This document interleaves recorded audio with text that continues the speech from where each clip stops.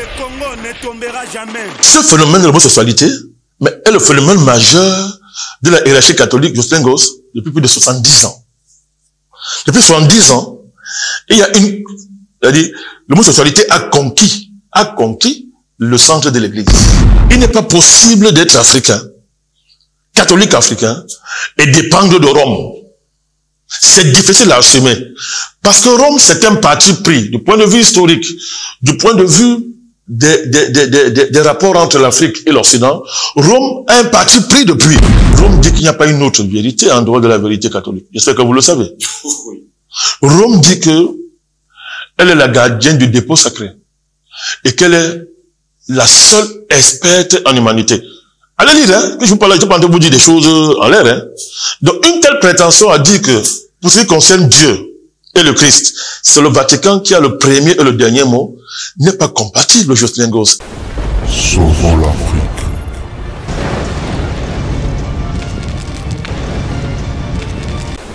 Sauvons l'Afrique. Mesdames et messieurs, salut, il y a une nouvelle qui est en train de circuler récemment de l'annonce du pape. Cette mauvaise nouvelle a blessé beaucoup des Africains, mais il y a des abbés qui ont essayé un peu de s'élever pour dire non, cette mauvaise décision qui ne marche pas de pair avec notre culture étant que les Africains. Il y a déjà des Africains qui sont déjà en train de manifester pour dire non à cette décision. Sur ce, mesdames et messieurs, je vais essayer un peu de vous proposer à suivre l'intervention du président Banda Kani. Il est en train de dire des vérités extraordinaires. Je vous signale que vous ne serez jamais déçus. Bienvenue dans votre chaîne KTG News Monde. Installez-vous, partagez la vidéo afin que plusieurs Africains puissent bénéficier de ça. Une fois aimé la vidéo et commenter sur la vidéo, YouTube pourra voir que la vidéo a une très grande importance et tu nous feras du bien. Ça sera ta façon de nous soutenir. Je vous laisse d'abord à suivre l'intervention du président Banda Kani et nous allons faire quelques commentaires à la fin de la vidéo. Et pour répondre à nos questions, nous sommes avec le président Banda Kani encore ce matin. Président Banda Kani, bonjour, bienvenue à vous. Bonjour mon cher Jocelyn Goss. Très content de te retrouver après ce qu'on pourrait appeler les journées post-Noël, oui. Les journées post-nativité, de manière très claire. Nous convoquons ça simplement comme une référence qui est devenue culturelle. Mais c'est pas que nous disons, nous n'avons pas un rapport primaire, on n'a pas un rapport d'aliénation à l'égard de la nativité. Oui. Vous savez que par l'Africanist TV aujourd'hui, tout ce que nous faisons ici, nous sommes exposés à la critique. Et même critique sévère de ceux qui estiment que prononcer un seul mot chrétien, islamique, judaïque, etc. est le stade suprême de l'aliénation. Donc, il faut tenir compte de ça. Hein. On va être obligé de nous habituer aux exigences d'un dialogue rigoureux, sérieux, vraiment intellectuel, entre tous ces courants qui font semblant de s'affronter. C'est ce qui n'est pas essentiel de mon point de vue. Donc, on est content de ces retrouvailles post-Noël. Donc, les gens ont la gueule de bois. Sont nombreux d'ailleurs qui ont la gueule de bois. Alors, nous, on est content dans notre poste. On est là. Merci de m'avoir invité. Je salue Jérès. Hein. Je salue mes co-panélistes. C'est l'occasion de leur dire bonjour pour ceux que je vois pas tous les jours. Je les salue, je prends beaucoup de plaisir à écouter leurs interventions qui m'enseignent et m'enrichissent énormément. Je salue tous ceux qui contribuent de près ou de loin, de quelque manière que ce soit, à la bonne tenue de l'Africanist TV. Voilà. Très heureux de vous avoir, président Banda Kani, le 18... je voulais saluer mon ami sénégalais. Vous savez, ma sortie sur son cours n'a pas fait que d'heureux. Il y en a qui étaient très fâchés, il y en a même qui m'ont dit, on va te désabonner, machin. Non, c'est pas ça le débat. Le débat, on débat. On veut les arguments. Ce sont les arguments qui font le débat. Mais on est très content. Moi, je suis très content que les pros-Sonko qui sont fâchés. Non, argument. Nous avons jamais dit ce qu'on appelle la science infuse. Vous argument, c'est argument contre argument. Voilà. Mais je les salue. Ils n'ont pas à s'inquiéter. D'ailleurs, l'essentiel était quoi? J'ai dit que s'il y avait à choisir entre Macky Sall et Sonko, tu connais mon choix, non? Exact. Je l'ai déjà dit plusieurs fois, mais sur ce terrain où nous nous trouvons, sur le terrain politique, il faut être très sérieux. L'amateurisme coûte très cher, peut nous coûter très cher. Il ne s'agit pas de passion. Je veux dire que la passion est importante en politique, mais si elle remplace la raison et l'amour des principes et de la rationalité la rationalité et la lucidité, on est perdu. On est perdu. Donc, moi, je tiens à rester sur ce terrain-là, tout en saluant vraiment tous ces commentaires, tous ces critiques, ces désaccords. C'est ça qui fait la force de Panafricanist TV. Très heureux de vous avoir présent Balakani. Eh bien, religion, bénédiction des couples du même sexe, le grand effondrement civilisationnel. Nous nous interrogeons. Le 18 décembre dernier, eh bien, le pape François a pris l'initiative, pour lui, désormais, de bénir les couples de même sexe et surtout les couples de divorcés. Seulement, ils sont peu nombreux, les cardinaux, les archevêques qui sont contre. Mais, à Abidjan, le cardinal, l'archevêque Koutoua, déclare qu'il faut encore attendre. Président Balakani, est-ce le grand effondrement civilisationnel? Ben, on y est depuis, hein. On y est depuis. L'effondrement civilisationnel de l'Occident est acté dès le moment où il a commencé pour exister, à écraser les autres, à poser comme base de son fonctionnement, de sa vie, l'extermination des autres, l'esclavagisation des autres, c'est-à-dire de faire des autres civilisations un rouage de l'épopée triomphante de l'Occident. Donc à partir de ce moment-là, il y avait déjà un effondrement civilisationnel. Parce que à chaque fois qu'on ne perçoit pas l'unicité de la race humaine, malgré sa diversité phénotypale, culturelle et même raciale, à partir du moment où on perd de vue l'unicité de l'espèce humaine, on est dans un désastre civilisationnel, on est dans l'effondrement civilisationnel. Donc, de ce point de vue, il est acté depuis cet effondrement, il est acté depuis très longtemps. Il est acté à partir du moment où les peuples soumis ont commencé à s'élever, à se réconcilier avec l'histoire. C'est-à-dire les combats qu'il y a eu contre l'esclavage, les combats qu'il y a eu contre la colonisation, les combats qu'il y a contre le néocolonialisme, les combats qu'il y a contre l'impérialisme globalisé et toute son eschatologie laïque qui nous est révélée par ces dérives transhumanistes, la dérive faustienne de la science et le désenchantement total du monde qui est entretenu et nourri par cette idéologie on dit ça, techno-rationnelle qui veut désormais s'imposer au monde. Ben, on peut dire qu'à partir de ce moment-là, les jours de l'Occident étaient comptés. Alors on est arrivé à un stade, où il faut bien percevoir quelque chose qui s'est passé. C'est-à-dire que on est dans un sens où la sécession interne à l'Occident, telle que l'a mise sur la table de la pensée, le schisme, le grand schisme qui a frappé l'Occident, d'une part, le schisme catholique même, là, originel, là, le grand schisme qui va frapper l'Occident et qui va commencer à nous imposer que désormais il faut tenir compte qu'il y a deux types d'Occident. Dans l'Occident, il y a deux factions, parlons comme ça, qui s'affrontent. Il y a l'Occident historique qu'on a connu, et désormais cet Occident qui désormais, lui, est contre l'Occident, veut détruire l'Occident, lui-même veut en finir avec les restes de l'Occident historique qui est attaché à, parlons comme ça, à la religion, aux cultures nationales, à un capitalisme de type national, n'est-ce pas, etc. Il y a un Occident qui veut en finir avec ça, l'Occident globalisé, financiarisé, n'est-ce pas, maître de la technologie, qui lui ne veut plus entendre parler d'une existence des nations, ne veut plus avoir devant lui un quelconque pouvoir qui peut lui tenir tête. Cet Occident-là, aujourd'hui, s'en prend même à l'Occident, historiquement, tel qu'on l'a connu, il s'en prend à ça. C'est pour ça que les peuples occidentaux se rendent compte de plus en plus qu'ils sont dans un esclavage profond. Le Covid a révélé ça. Mais ils étaient déjà dans un esclavage profond, tel que manifesté par les tendances de l'évolution économique de ces différents pays-là. Donc, il faut tenir compte de ça. C'est une donne qui est importante quand on parle aujourd'hui de l'Occident.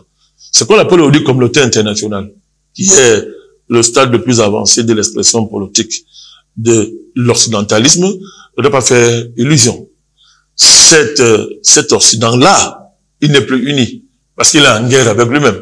Parce que sa partie la plus évoluée sur le plan capitaliste veut exterminer, veut faire disparaître le vieux, c'est-à-dire une vieille partie, appelons comme ça, le vieux Occident, qui lui est attaché à tout ce que je viens de citer. Donc, il faut tenir compte de ça. Donc, l'effondrement civilisationnel, on peut aussi l'analyser sur cet angle. On peut l'analyser sur la contradiction extraordinaire qu'il y a entre la prétention humaniste de l'Occident, cet humanisme-là, qu'on nous a tant vendu, à vocation universaliste. L'universalisme occidental aujourd'hui, il est lui-même cassé par cette tendance dominante de l'Occident actuel qui fait qu'aujourd'hui, toutes les valeurs qui ont fait la force de l'Occident, les droits de l'homme, les lumières, la philosophie, acceptons ça, la démocratie, toutes ces valeurs-là aujourd'hui, Jocelyn Gosse, sont complètement rayées par le globalisme, par le globalisme capitaliste. C'est rayé. C'est-à-dire qu'aujourd'hui, que signifie le droit de l'homme devant la surpuissance de la finance, devant la surpuissance des transnationales, devant la surpuissance des fonds supranationaux, BlackRock, Vanguard, tous ces empires financiers qui sont supérieurs aux États et qui dictent l'agenda du monde. Que signifie le droit de l'homme devant la dérive faustienne de la science qui fait que, mon cher Gosse, en réalité, il n'y a plus d'hommes puisque il y a le transgenre qui font que, n'est-ce pas, le genre tel que moi et vous on l'a connu n'existe plus. Donc, de quel homme parle-t-on désormais quand on parle en termes de droit? Mais ça passe comme ça, mais c'est un problème sérieux. C'est un problème sérieux. De quoi parle-t-on en termes de philosophie, d'humanisme, de droit de l'homme, de démocratie? Lorsque vous avez, n'est-ce pas, un système économique qui est arrivé à un niveau où, désormais, les nouvelles technologies génétiques, je répète, nouvelles technologies génétiques, ou bien nouvelles techniques génétiques, s'attaquent à tout ce qui est vivant. Tout ce qui est vivant. C'est-à-dire qu'on est dans un rapport où, si l'humanité, si le monde, si la nature prend 100 ans, 200 ans, 1000 ans, à achever la constitution d'un être vivant, mais désormais la science est capable non seulement de le réaliser en moins d'une heure, en moins de 12 heures, en laboratoire, mais plus grave, de multiplier les fonctions de cet être vivant, qu'il soit du règne végétal, animal et humain. Est-ce que vous vous rendez compte? C'est-à-dire qu'il y a une transformation telle du vivant, c'est très effrayant. Ça veut dire que désormais, vous n'avez plus aucun pouvoir sur vous. Aucun de nous n'a un pouvoir sur lui désormais, puisque les puissances qui veulent commander le monde ont privatisé notre gène. Notre ADN est privatisé. Je ne sais pas si vous vous rendez compte. On ne vous le dit pas, mais ça appartient au laboratoire qui en font ce qu'ils veulent, sans demander l'accord de qui que ce soit. Donc, aujourd'hui, à travers une dérive juridique qui fait que, par exemple, aux États-Unis, il suffit que vous ayez eu l'occasion de décrire un vivant, que cela relève de la nature la plus primaire, c'est-à-dire l'espèce végétale, l'espèce animale, etc. Vous décrivez ce phénomène-là, et vous allez breveter ça. Par exemple, aux États-Unis. Mais désormais, votre brevet vous permet de dire que, mais si quelqu'un si cet être vivant que vous avez décrit et allez breveter votre, entre guillemets, votre description, s'il n'est pas sur le territoire américain, sur le territoire de votre résidence, on s'en fout. Ça vous appartient désormais. Est-ce que vous vous rendez compte?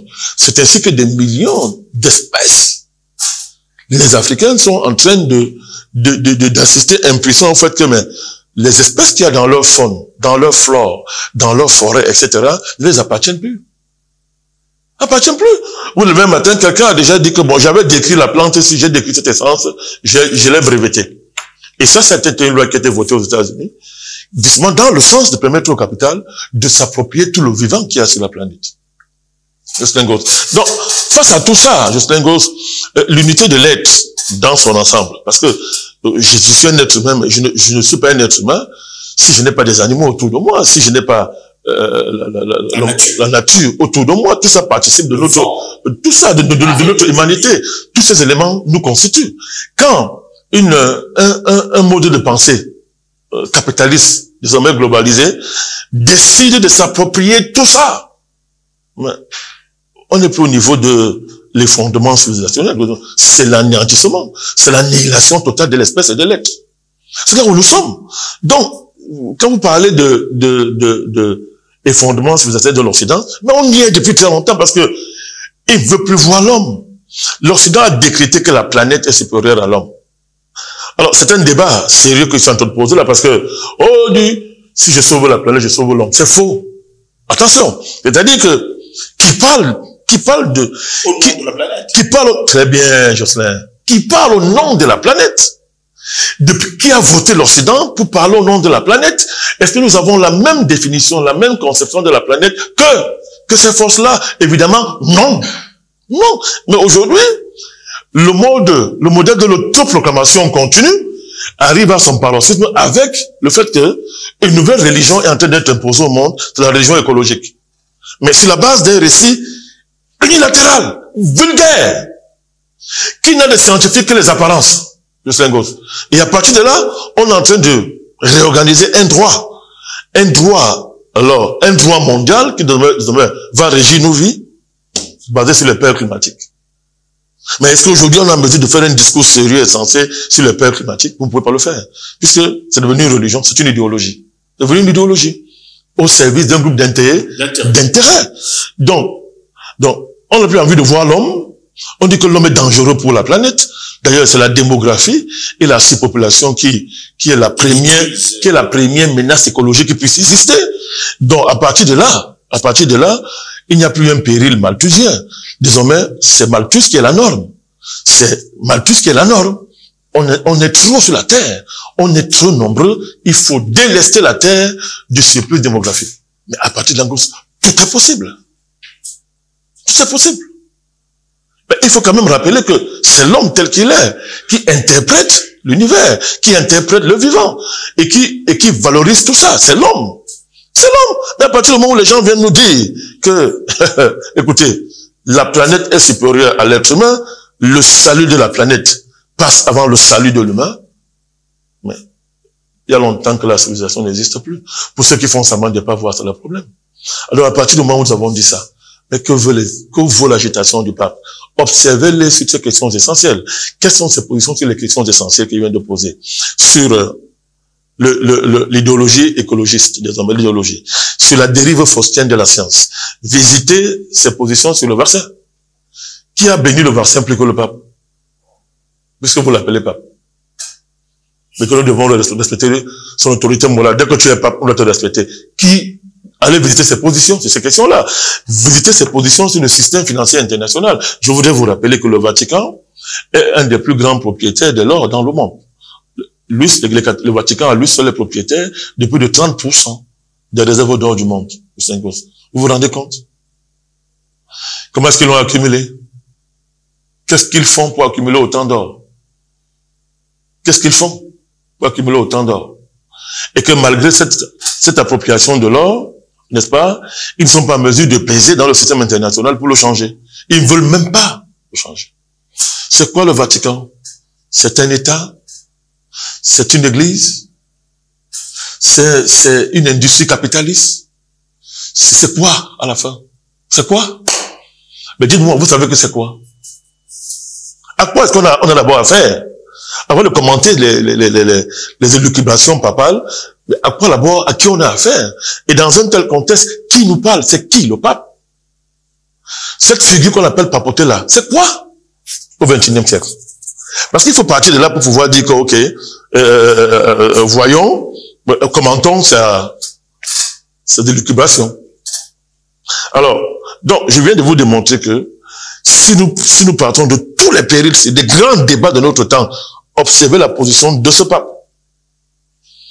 Vous allez bien comprendre ce qui vient de se passer. Vous mettez dans un ensemble, vous comprenez de quoi est-ce qu'il s'agit. C'est ce que je vais essayer encore de vous développer tout de suite, dans les minutes qui viennent. De manière, revenons sur le débat en question. Le pape demande de bénir, consacre, autorise la bénédiction de l'homosexualité hors liturgie. Hors liturgie. Il n'a pas renoncé à la doctrine de l'Église en la matière. l'Église continue à considérer que le mariage, c'est un homme et une femme. Il a seulement dit qu'on peut les bénir hors l'utile. C'est une manifestation de la charité chrétienne. Vous voyez comment les gens rusent. Alors, vous prenez ça de ce point de vue, mais on ne l'attaque pas. Vous êtes dans les positions comme celui du cardinal d'Abidjan, qui se cache derrière cette manœuvre diabolique, mais qui, apparemment, sur le plan intellectuel et sur le plan de la doctrine de l'Église, ce n'est pas un écart du point de vue de l'orthodoxie. On se cache derrière pour dire que, attendons, mais celle-là, c'est même ça alors qui est plus grave. C'est cette ruse-là qui montre qu'on a affaire à ce qui a toujours fait le diable, à savoir la ruse. La ruse. La Bible, qui reste encore une référence, entre guillemets, pour l'Église catholique, décrit très bien, dans Genèse, qui est le serpent, le plus rusé des animaux. Les animaux. Dans le plan symbolique, on comprend ce que ça veut dire. C'est le plus rusé des animaux. Et là, la ruse est à son niveau le plus élevé. Le plus élevé. Parce que, vous allez parler, on dit non. Le dicaster de la foi, qui vous disqualifie désormais. Le dicaster, qui vous disqualifie vous. Parce que, à partir du moment où on met devant vous le dicaster, vous êtes qui pour répondre au dicaster? Vous êtes qui? Puisqu'on suppose que c'est le sommet le plus élevé de la théologie, de la pensée théologique. C'est le garant de l'authenticité de la doctrine au Vatican. Non, mais on n'a pas touché. On n'a rien touché sur les fondements. On est là dans la charité chrétienne. Aujourd'hui, comment tu vas faire pour te poser la charité chrétienne? On dit que oui, en allant vers eux, on les tend la main pour une éventuelle conversion. On le fait pour les bandits, on le fait pour toutes les personnes qui sont en situation de, entre guillemets, d'égarement. Pourquoi on ne ferait pas ça sur l'homosexualité? C'est là il faut déconstruire la ruse. Vous allez comprendre à qui vous avez affaire. C'est-à-dire que dans la question, on nous parle de charité. Il ne s'agit pas de charité chrétienne, je pense. Vous êtes dans un mouvement d'ensemble. Si on n'insère pas la papauté et le pape dans le mouvement d'ensemble des élites mondialisées qui sont en train de vouloir conduire l'humanité vers une destination qui est clairement destinée désormais, donc je viens de mettre sur la table ces caractéristiques majeures. Le transhumain, il n'y a plus de genre, il y a la volonté de faire du transgenre et de l'homosexualité un nouveau angle du droit international, un nouveau horizon du droit international, en tant que norme universelle. Le triomphe de la cupidité capitaliste, c'est-à-dire que désormais, ce sont les milliardaires qui veulent commander le monde entier. Ils se réunissent à Davos et nous définissent un avenir qui est désormais clair pour tout le monde. Lorsque sur tout ça, vous n'arrivez pas à citer le pape, vous allez croire que, effectivement, on est dans la charité. Mais lorsque vous mettez tout ça sur la table et que vous voyez que ce pape-ci en particulier et l'Église catholique en général est au cœur de ce mouvement et l'accompagne. Elle a décidé de se taire. Dans cette bataille, elle est silencieuse, elle ne parle plus. Elle ne parle plus. Sa voix est discréditée. Et ce discrédit a été organisé, a été préparé, a été programmé pour un temps comme celui-ci. Et ce pape, donc, comme on dit, c'était l'homme de la situation. Alors, donc, ce qui paraît geste anodin, qu'on enveloppe derrière la charité chrétienne, n'en est pas un. On est dans la consécration papale, de manière détournée, d'un processus, n'est-ce pas, qui a envahi le monde, qui veut s'imposer au monde, comme étant le problème central de notre époque. Et que tout homme sur terre, s'il veut rester homme, doit se prononcer sur cette question en prenant parti pour la cause homosexuelle. Cette dynamique anthropologique de notre temps, Jocelyn Goss, si vous ne prenez pas ce mouvement d'ensemble pour voir pourquoi ce temps-ci, ce jour-ci, ce monsieur que vous appelez pape vient nous dire que le problème majeur de notre époque, c'est qu'on fasse de la charité aux homosexuels. Vous tombez dans la ruse. C'est de la ruse. Vous tombez dans la ruse. Dans la ruse. Est-ce que le problème du monde aujourd'hui, c'est l'homosexualité? Ou bien le sort de tous les misérables, de tous les pauvres, de tous les milliards d'humains qui sont écartés, dont on a supprimé l'humanité à cause de la dérive, même pas une dérive, à cause du processus capitaliste qui est arrivé à son terme global. Alors, tous ces êtres humains qui sont laissés sur le bord du chemin, qui sont écrasés, qui n'existent plus, et dont on a programmé l'élimination, ne sont pas une préoccupation pour le pape. Il n'en fait pas le sujet central de sa théologie. Il n'en fait pas l'élément central de son discours au monde. Non, non, non, non, non, non, non. Il est dans la diversion, dans la mondanité. Vous avez affaire à un voyou. C'est un voyou. Il est mondain, il est dans la mondanité. On attend quand même de l'église catholique, ou bien son représentant majeur, de la profondeur, de l'élévation. On veut une inspiration censée éclairer le monde dans ces temps difficiles. Sur tous ces sujets, ce monsieur, vous ne le voyez pas. Ce qui l'intéresse, ce sont les mondanités sexuelles, d'homosexuels. C'est la ruse, le slingos. Et ce petit baiser du pape à l'abomination, ça suffit. Ça suffit pour qu'on comprenne que non, c'est le parti pris qui est clair, le parti pris est là, le parti pris est à tête assumée, malgré les contours qu'on est en train de vouloir prendre. Du point de vue général, voilà, du point de vue même de l'institution qu'on appelle la papauté. Ce phénomène de l'homosexualité, mais est le phénomène majeur de la hiérarchie catholique de Slingos depuis plus de 70 ans. Depuis 70 ans, il y a l'homosexualité a conquis le centre de l'église, a conquis le cœur de l'église. Lisez Sodoma, le livre. Mais Sodoma ne nous apprend rien. Il y a longtemps que nous savons que l'euro du Vatican a été investi par ce grand lobby homosexuel, Slingos, et que l'église fait face, l'église catholique fait livrer une dernière bataille, déjà même perdue, contre ce lobby-là. La mort de Jean-Paul Ier, c'était quoi? C'était qui? Les 33 jours de Jean-Paul Ier. C'était qui? Alors, cette fameuse loge qui est logée au Vatican, franc-maçonnique, ça aussi c'est un complot? C'est une théorie du complot? Et ça ne le connaît pas. Tous ces cardinaux homosexuels, ouvertement, et ça ne le connaît pas. Mais il faut à un moment donné comprendre qu'à un moment donné, ce lobby va s'imposer et dire, mais écoutez, nous on est fatigués de faire les choses par derrière. Il faut maintenant que ça soit reconnu ouvertement. Slingos.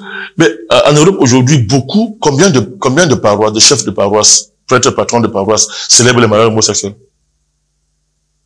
Ont-ils été excommuniés? Parce qu'on veut faire comme si c'est une affaire de charité. Les évêques, les prêtres homosexuels qui célèbrent les mariages gays en Europe, est-ce qu'ils ont été excommuniés? Mais allez tentez-vous de remettre à l'ordre du jour une vocation comme ce qu'on appelait la théologie de la libération, qui a prospéré au moment donné en Argentine. Quel sort Jean-Paul II a réservé à ces gens? L'excommunication. Le pape Jean-Paul II a refusé de saluer des prêtres partisans de la théologie de la libération dans ses visites en Amérique latine. Le gars se met à genoux, il veut baiser la main du pape en termes ce qui est normal pour un prêtre. Jean-Paul II a refusé de salut. C'est pas connu? Mais c'est quoi la théologie de la libération? Mais c'est une façon d'adapter le message catholique au contexte de l'Amérique latine, où les pauvres, où la pauvreté c'était très grave, avait décimé les humains. Les prêtres, mais vivant dans ces millions de mais c'est pas possible. Comment on fait pour être là? Ils ont adopté la théologie de la libération, avec une figure de proue comme Elder Don Camara, le célèbre évêque. Mais qu'est-ce qui s'est passé? Excommunié! Une violence terrible s'est abattue sur ce courant de l'église. Pourquoi ces gens n'avaient pas le droit à la charité chrétienne? Pourquoi qu'il s'agissait de ça? Il n'y a pas eu de charité. Pourquoi c'est une charité qui prend la dimension d'un acte papal, avec toute la puissance qu'il y a dans ce symbole-là, pour ces gens-là, en ces temps-ci? Il y a un autre événement central, comme la question de la pédophilie. Mais comme d'habitude, l'Église a été lui-même son propre tribunal sur la question. Il a jugé, c'est elle qui a été jugée et pas rares sont les cas qui ont été amenés à la justice. Alors, bon, oui, on va dire que c'est pas oui, sur cette question. Il a dit, il a autorisé que des cas puissent être amenés en justice. Nous avons salué ça en ce temps-là. Mais c'est pas de ça qu'il s'agit, c'est la question de fond. Ça pose un problème anthropologique. Ça pose un problème du rapport entre le message catholique et sa praticabilité au cœur même de la hiérarchie de l'Église. C'est pas petit. Ce scandale est gigantesque, Jocelyn. C'était venu comme si c'était un phénomène anthropologique. Au moment donné, c'est comme si être prêtre passait par le fait d'être aussi pédo. Je ne réagirais pas. que vous voyez le nombre de prêtres pédophiles, l'ampleur du phénomène, et qu'il a été pendant longtemps refoulé, réprimé. Quand vous mettez ça de commun avec ce que je vous appelle l'envahissement de la hiérarchie catholique au cœur du Vatican par la tendance homosexuelle, quand vous comprenez que ce pape lui-même, quand il était archevêque de Buenos Aires, en Argentine, quel a été son rapport au scandale de la pédophilie? Mais il a été le protecteur des pédophiles. Ah, mais est-ce que il faut qu'on rappelle ça. Bon, quand vous conjuguez tout ça, vous voyez que son acte n'est pas anodin. C'est pas une simple erreur, c'est même pas une erreur. Ce n'est pas de la charité. Vous êtes dans une démarche où quelqu'un, maîtrisant très bien les codes du fonctionnement du lobby homosexuel, a compris que ce geste papal devait être à la fin une forme de couronnement de toute la campagne visant à homosexualiser le monde entier. Et ça, c'est intolérable. C'est ça qui est intolérable. Alors, si les évêques africains se levaient, ne parlaient pas du tout d'Abidjan, on s'en fout. Oui, on s'en fout. Ce qui est intéressant pour nous, c'est la majorité des épiscopats en Afrique. Et là, il faut moins le saluer. La grande majorité est contre. Et à ce propos, l'épiscopat camerounais allait même très loin. Il faut lire le communiqué de l'épiscopat du Cameroun. La profondeur du test, les arguments qui ont été convoqués, les frontières théologiques qui sont rappelées, à un moment donné, on dit, mais c'est bien. C'est-à-dire que la réaction de l'épiscopat africain dans son ensemble doit faire plaisir, Jocelyn Goss. Fait plaisir. Maintenant, la question est jusqu'à où ils vont aller. Jusqu'à où ça va aller. Et c'est là où le débat devient intéressant. Le débat devient intéressant parce que au-delà de problèmes spécifiques de l'homosexualité, c'est le rapport de l'Afrique à Rome qui est posé. C'est le rapport de l'Afrique à Rome qui est posé. Moi, j'ai été longtemps, ce débat, je le pose, tu le sais, ce débat, nous sommes en première ligne depuis très longtemps. Nous disons que, c'est-à-dire que, il n'est pas possible d'être africain, catholique africain, et dépendre de Rome. C'est difficile à assumer. Parce que Rome, c'est un parti pris, du point de vue historique, du point de vue des rapports entre l'Afrique et l'Occident. Rome a un parti pris depuis. C'est le parti pris de l'Occident. Et on cache ça derrière le fait que l'Église est une famille. Et que les problèmes doivent se régler dans la famille. Non, c'est pas une famille. Dans le conflit qui oppose l'Afrique et l'Occident, dans le rapport de guerre, de meurtre, de quasi-extermination, qui est la marque centrale de notre rapport à l'Occident, l'Église catholique a pris parti depuis pour l'Occident. Du moins dans sa partie supérieure, qui est le Vatican. Tous les mouvements de libération des pays dans les pays africains, Jocelyn Goss, allez voir la position de l'Église catholique. Je ne parle pas de prêtres isolés. Non. Je ne parle pas d'évêques isolés. Il y en a eu de braves. Ça, on s'incline toujours devant les mémoires. Je ne parle même pas de la tentative de chrétiens africains, prêtres ou pas, qui ont essayé de réconcilier l'évangile et les enjeux de libération. Il y a le kibangisme, il y a le maçonnisme, il y a l'église de monsieur Harris, il y en a plein comme ça, tentatives. C'était la théologie de la libération. Je parle de la position de l'église catholique en tant qu'église. Mais pour la simple raison, je pense qu'il est très difficile de concilier les intérêts d'un État, du séculier et du religieux, du séculier et de l'intemporel. C'est tout difficile. À chaque fois, le Vatican a pris le parti de ses intérêts les plus terrestres, les plus mondains, contre la vérité qu'il s'agissait des combats des Africains pour la libération. Donc, j'ai toujours considéré qu'il est difficile pour les prêtres africains de dire que ils dépendent de Rome sur le plan de l'orthodoxie théologique et en même temps, ils sont capables d'assumer leur africanité, c'est-à-dire dans le combat que les peuples mènent pour leur authenticité, pour leur libération, pour libérer le monde du carcan de domination que l'Occident, n'est-ce pas, fait tout pour maintenir. Il est difficile en même temps d'être prêtre africain, évêque africain, cardinal africain et assumer le fait que non, on reçoit tous Rome. Pourquoi, Jocelyn Goss, je vais terminer par là. Rome, en ce qui concerne le catholicisme et ses prétentions théologiques est clair. Rome dit qu'il n'y a pas une autre vérité en dehors de la vérité catholique. J'espère que vous le savez. Rome dit que Elle est la gardienne du dépôt sacré. Et qu'elle est la seule experte en humanité. Allez lire, hein, que je vous parle, je ne vais pas vous dire des choses en l'air. Hein. Donc, une telle prétention a dit que, pour ce qui concerne Dieu et le Christ, c'est le Vatican qui a le premier et le dernier mot, n'est pas compatible, Jocelyn Goss, avec les dynamiques de renouveau théologique, de renouveau dans la pensée théologique, dans la pensée doctrinale, en termes de religion dans son ensemble, et en termes de religion, de manière spécifique. Le renouveau qu'on voit en Afrique, la puissance de renouveau que la jeunesse africaine est censée porter et incarner, est incompatible avec une telle violence dogmatique, une telle prétention, n'est-ce pas, à avoir le seul mot en ce qui concerne la vérité sur le Christ et sur Dieu. Vous voyez le conflit? Or, telle est la prétention de Rome. Rome n'entend pas bouger dessus une seule minute. Rome prétend réunir l'humanité autour de la chair romaine, de la théorie romaine, cachée derrière le mot Christ. Elle prétend réunir l'humanité comme famille derrière ça. Mais, ok, si on concerne même cette prétention, allez voir dans le partage à la table à midi. Quand on est assis à midi, est-ce que le plat de l'Afrique est le même que le plat de l'Europe, que le plat de l'Amérique? Dans le partage du repas à midi, je prends une image, hein. Est-ce qu'à midi, quand on s'assoit, notre plat est servi de la même manière, Jocelyn Goss? Non. Non. Non. Et c'est pas une simple inégalité. C'est que cette inégalité-là, elle est basée sur une approche qui est inacceptable. Du point de vue africain, dans le rapport que nous devons avoir à Dieu, et tout ce qui va avec. Tel est le sens profond de ce débat, qui n'est pas un accident de parcours, Jocelyn Goss, qui n'est pas une affaire périphérique. Tel est son sens profond.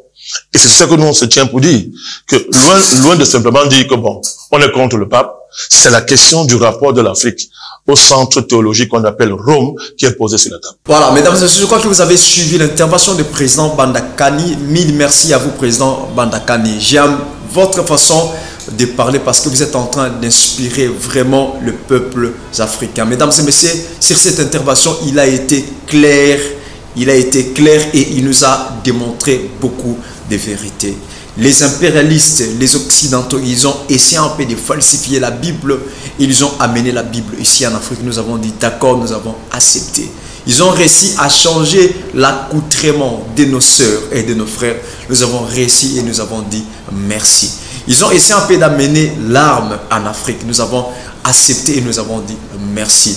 Ils ont essayé un peu de changer même l'éducation de nos frères et de nos sœurs. Nous avons dit merci et nous avons accepté cela. Ils ont poussé même nos enfants à se révolter contre le parent. Une chose qui ne se faisait pas auparavant en Afrique, de voir un enfant en train de s'élever pour insulter ou se révolter contre son père. Une chose qui n'existait pas auparavant en Afrique. Nous avons réussi cela et nous avons dit merci. Ils ont essayé un peu d'amener tant de mauvaises choses. Nous avons réussi cela et nous avons dit merci. Mais pour cette fois-ci, au sujet de la bénédiction de même sexe, l'Afrique va vraiment se mobiliser et dire non à cette mauvaise décision machiavélique et diabolique ici en Afrique. Ça ne passera pas. Nous allons vraiment s'élever et se tenir main à la main pour contester à cette mauvaise nouvelle qui vient avec la pensée de déstabiliser l'Afrique, qui vient avec la pensée. Vous savez, mesdames et messieurs, ils cherchent comment réduire l'Afrique. Hein? Ils cherchent comment réduire l'Afrique. Ils vont chercher comment imposer cette loi-là ici en Afrique. Et il faut s'élever comme un seul homme et dire non à cette mauvaise décision satanique. Nous allons vraiment s'opposer à ça. Je vous aime beaucoup. C'était ton frère Jacques Ankana. Je te donne rendez-vous au futur, à la nouvelle occasion. Quant à moi, je vous dis merci. Le Congo ne tombera jamais.